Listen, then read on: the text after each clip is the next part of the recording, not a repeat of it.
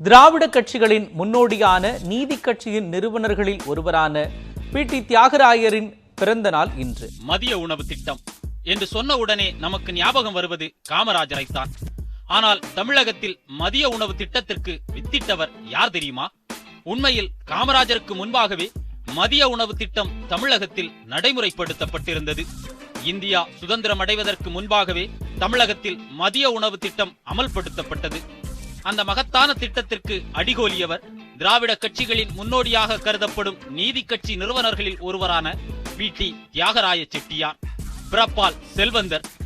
ஆரம்ப காலகட்டங்களில் காங்கிரசின் முக்கிய தளபதிகளில் ஒருவராக இருந்தவர். இந்தியா முழுவதும் சுதந்திர போராட்டத்திற்கான குரல் அதிக அளவில் ஒலித்துக் கொண்டிருந்த போது தமிழகம் மட்டும் சமூக நீதிக்கான குரலையும் சேர்த்தே ஒலித்தது. சமூக நீதிக்காக குரல் கொடுக்க வேண்டியது அவசியம் என்று உணர்ந்தார் தியாகராய செட்டியார். ஆனால் அவர் இருந்த காங்கிரஸ் கட்சியில் சமூக நீதி முற்றிலும் மறுக்கப்படுவதாக உணர்ந்தார்.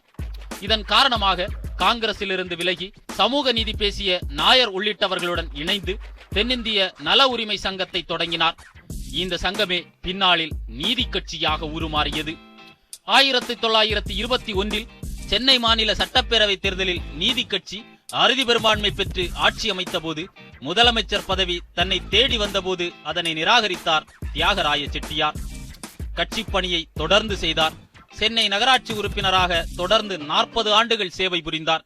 சென்னை நகர்மன்ற தலைவராக இருந்து மகத்தான பணிகளை செய்தார். கல்வி மூலம்தான் சமூக நீதியை கட்டமைக்க முடியும் என நம்பிய நீதி கட்சி ஆட்சி பள்ளிக்கூடங்களை திறக்கும் பணியில் தீவிரம் காட்டியது. அந்த வேளையில் மிக உன்னதமான பணி ஒன்றை முன்னெடுத்தார் பி.டி. தியாகராய செட்டியார். சென்னை நகராட்சிக்குட்பட்ட பள்ளிகளில் பயிலும் மாணவர்களுக்கு தனது சொந்த செலவில் மதிய உணவு அளிக்க தொடங்கினார். இதன் முக்கியத்துவத்தை உணர்ந்த நீதி கட்சி சென்னை நகராட்சியின் செலவிலேயே மாணவர்களுக்கு இலவச உணவு வழங்கப்படும் என அறிவித்தது. கல்வி நிறுவனங்களை நிறுவுவதிலும் ஆர்வம் காட்டினார் தியாகராய செட்டியார். சென்னையில் உள்ள தியாகராயர் கல்லூரி இவரால் நிறுவப்பட்டது.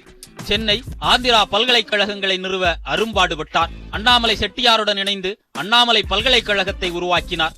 தொழில்நுட்ப பயிற்சி பள்ளிகளை தொடங்கினார். பார்வையற்றோருக்கான பள்ளி, பிச்சைக்காரர் இல்லம், இலவச மருத்துவமனைகளை தொடங்கி தொடர்ந்து சமூக பணியாற்றினார் தியாகராய செட்டியார். வரலாறு பேசும் பணிகளை செய்த தியாகராய செட்டியார் என்னும் திராவிட விதை 1925 ஆண்டு இம்மண்ணை விட்டு மறைந்தது. இருப்பினும் அவர்தம் செயல்களால் இன்று வரை நினைவு கூறப்படுகிறார் என்பதே உண்மை.